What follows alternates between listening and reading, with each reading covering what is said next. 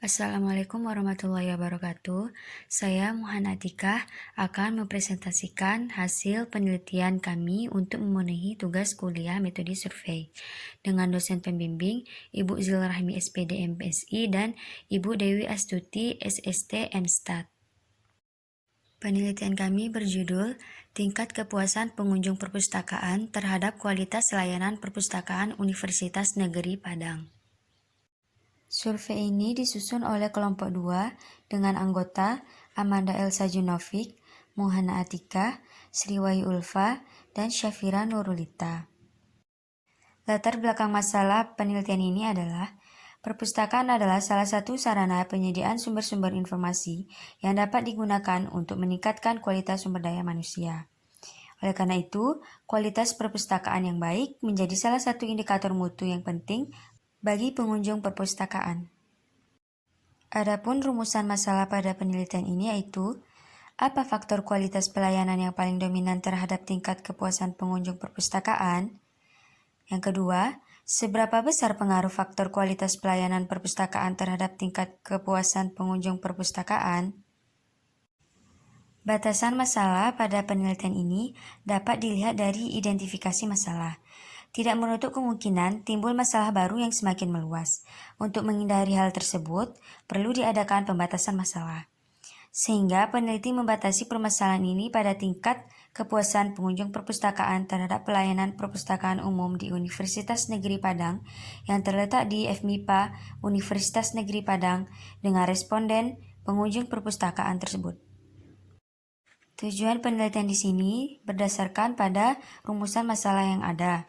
Yang pertama yaitu untuk mengetahui faktor kualitas pelayanan yang mana yang paling dominan terhadap kepuasan pengunjung perpustakaan Universitas Negeri Padang. Yang kedua, untuk mengetahui seberapa besar pengaruh faktor kualitas pelayanan perpustakaan terhadap tingkat kepuasan pengunjung perpustakaan. Manfaat penelitian di sini terbagi menjadi 3. Yang pertama, manfaat bagi pengelola perpustakaan UNP, yaitu sebagai sumber informasi yang berguna untuk menentukan strategi dalam pengelolaan jasa pelayanan perpustakaan.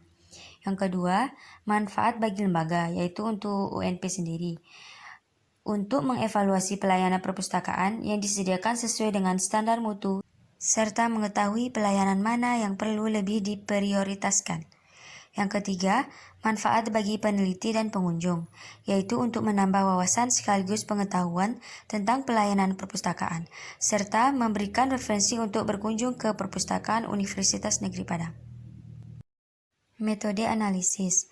Kami memulai dari mendesain kuesioner, lalu memilih sampel, selanjutnya kami mengumpulkan data. Setelah mengumpulkan data, kami menguji validitas dan reliabilitas, dan setelah itu menganalisis data serta menarik kesimpulan. Seperti yang telah disebutkan pada metode analisis, di sini kami terlebih dahulu mendesain kuesioner terkait dengan tingkat kepuasan pengunjung perpustakaan terhadap kualitas layanan perpustakaan di Universitas Negeri Padang. Berikut ini angket atau kuesioner penelitian kelompok kami, di mana alternatif jawabannya menggunakan skala Likert dengan SP sangat puas, P puas, CP cukup puas, KP kurang puas, dan TP tidak puas. Berikut ini bentuk dari kuesioner kami yang telah ditabulasikan dalam bentuk tabel dengan 23 pertanyaan yang ada. Berikutnya rancangan survei. Metode yang digunakan pada penelitian ini adalah metode survei yang menggunakan kuesioner sebagai alat bantu pengumpulan data dengan unit analisisnya adalah mahasiswa Universitas Negeri Padang. Dengan populasi penelitian adalah pengunjung perpustakaan Universitas Negeri Padang. Pada survei ini, kami menggunakan accidental sampling, karena sampling inilah yang menurut kami cocok digunakan dalam penelitian kami. Accidental sampling adalah teknik penentuan sampel berdasarkan kebetulan, yaitu siapa saja yang bertemu dengan peneliti dan dipandang cocok sebagai sumber data dapat dijadikan sampel. Di mana kami mengambil sampel secara acak berdasarkan orang yang ditemui ketika mengunjungi perpustakaan saat penelitian, dengan sampel sebanyak 30 responden. Setelah melakukan survei, berikut data yang kami peroleh. Selanjutnya yaitu uji validitas. Validitas mempunyai arti kata sejauh mana ketepatan dan kecermatan suatu alat ukur dalam melakukan fungsi ukurnya. Valid berarti instrumen tersebut dapat digunakan untuk mengukur apa yang seharusnya diukur. Kriterianya, instrumen valid jika R besar dari R tabel. Instrumen tidak valid jika R kecil dari R tabel. Langkah uji validitas dengan SPSS sebagai berikut, yaitu yang pertama, klik menu Analyze, Correlate, dan Bivariate. Yang kedua, pindahkan semua pertanyaan ke kotak Variables, lalu centang Person and Two-Tiled. Dengan mengikuti langkah yang ada, diperoleh tabel output sebagai berikut. Dengan ringkasan hasil korelasi output pada tabel yang ada di sampingnya. Dengan interpretasi, diperoleh nilai DF dengan N dikurang 2 sama dengan 28, sehingga R product moment adalah 0,374. Maka dapat dilihat dari korelasi tersebut, ada dua pertanyaan yang kecil dari 0,374, yaitu pertanyaan 11 dan pertanyaan 14. Dapat disimpulkan bahwa seluruh pertanyaan valid kecuali pertanyaan 11 dan 14. Karena ada pertanyaan yang tidak valid, lakukan langkah selanjutnya, yaitu buang setiap pertanyaan yang tidak valid, yaitu pertanyaan 11 dan pertanyaan 14, sehingga diperoleh hasilnya pada tabel. Semua pertanyaan besar dari R product sama dengan 0,374, sehingga dapat disimpulkan bahwa semua pertanyaan telah valid dan uji validitas telah terpenuhi. Selanjutnya yaitu uji reliabilitas. Reliabilitas adalah keakuratan dan ketepatan dari suatu alat ukur dalam suatu prosedur pengukuran. Artinya, sejauh mana hasil suatu pengukuran dapat dipercaya. Dengan kriteria instrumen reliable jika R besar dari L tabel. Instrumen tidak reliable jika R kecil dari L tabel. Nah, selanjutnya itu langkah uji reliabilitas dengan SPSS. Dapat dilakukan dengan klik menu Analyze, Scale, Reliability Analyze, lalu pindahkan semua pertanyaan ke dalam kolom Items pada metode pilih alpha, dan klik Statistik. Pada bagian deskriptif, pilih Scale if item deleted, pada bagian Inter item pilih Correlation. Pada tabel item total statistik, menunjukkan hubungan korelasi antar item soal. Pada tabel di samping, nilai scale corrected item total correlation adalah nilai validitas butir, sedangkan nilai Cronbach's alpha if item deleted adalah nilai reliabilitas butir. Untuk menilai apakah nilai-nilai tersebut valid dan reliable, bandingkan dengan R product moment yaitu 0,374. Seperti misalnya, untuk pertanyaan nomor 1, nilai corrected item total correlation adalah 0,410, besar dari L tabel, maka pertanyaan nomor 1 tersebut valid. Lihat nilai Cronbach's alpha if item deleted. Pada pertanyaan nomor 1, nilainya 0,935, besar dari R tabel, maka pertanyaan tersebut reliable.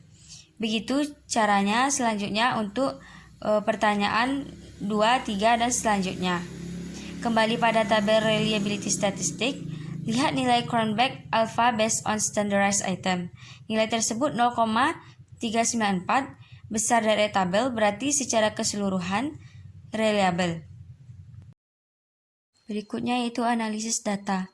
Untuk mengetahui faktor kualitas pelayanan yang dominan terhadap kepuasan mahasiswa, digunakan analisis multivariat yaitu analisis faktor.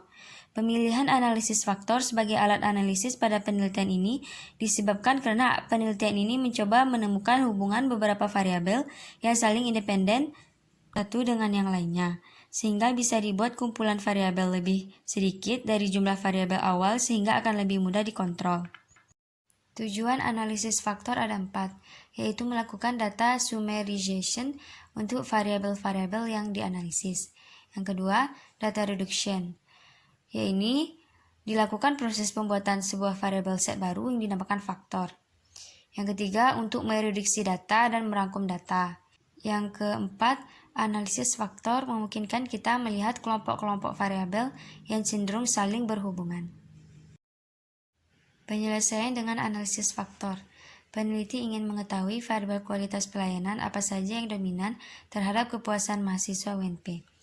Dengan menyebar 30 kuesioner ke 30 responden, diperoleh jawaban dari ke-30 responden pada tabel seperti yang ada pada slide.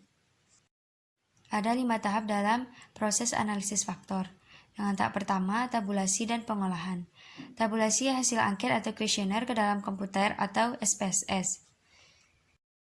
Tahap kedua itu pembentukan matriks korelasi.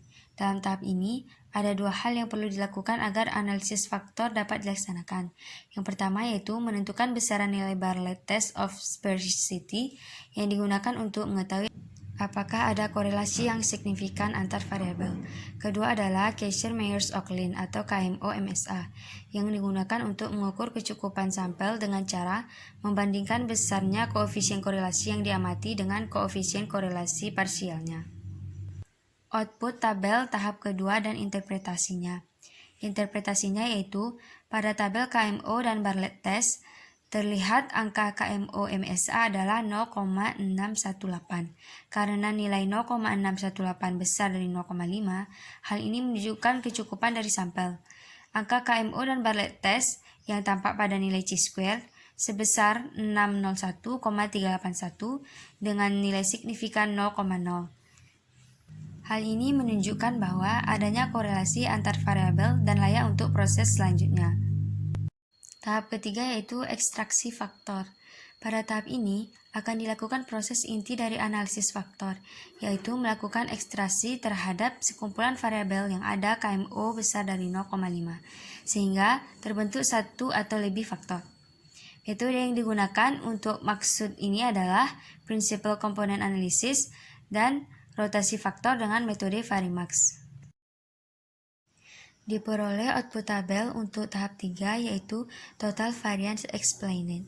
Dengan komponen ada 18 karena pada uji validitas telah dibuang pertanyaan 11 dan 14. Dan pada tahap 3 KMO yang kecil dari 0,5 ada 3 sehingga yang 3 pertanyaan itu dibuang dan tersisa menjadi 18 komponen.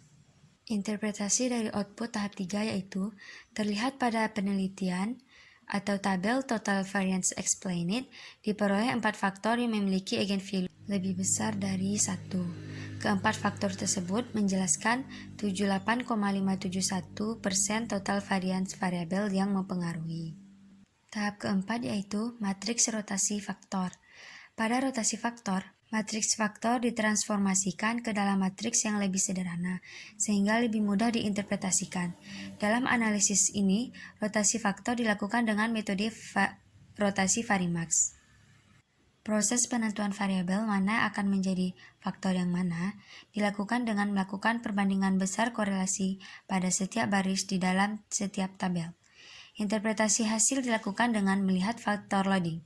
Faktor loading adalah angka yang menunjukkan besarnya korelasi antara suatu variabel dengan faktor 1, faktor 2, faktor 3, dan faktor 4 yang terbentuk. Berikut ini output dari komponen matriks yang dirotasi. Dengan interpretasi, tanda kotak merah pada output di samping menunjukkan bahwa variabel tersebut merupakan faktor dari 4 faktor yang terbentuk. Tahap kelima yaitu memberi nama faktor. Pada tahap ini akan diberikan nama faktor yang telah terbentuk berdasarkan faktor loading suatu variabel terhadap faktor terbentuknya. Setelah tahapan pemberian nama faktor yang terbentuk, berarti hipotesis penelitian telah terjawab.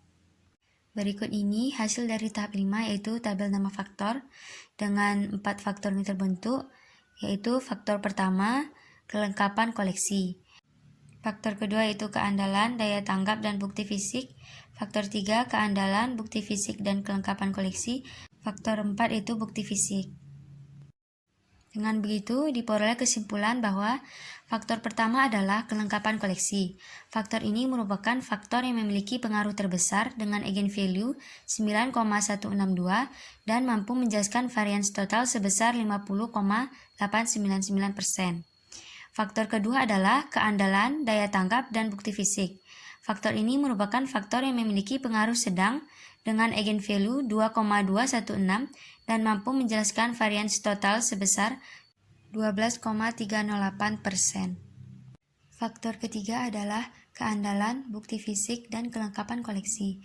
Faktor ketiga ini merupakan faktor yang memiliki pengaruh cukup, dengan eigenvalue 1,435 dan mampu menjelaskan varians total sebesar 7,790%.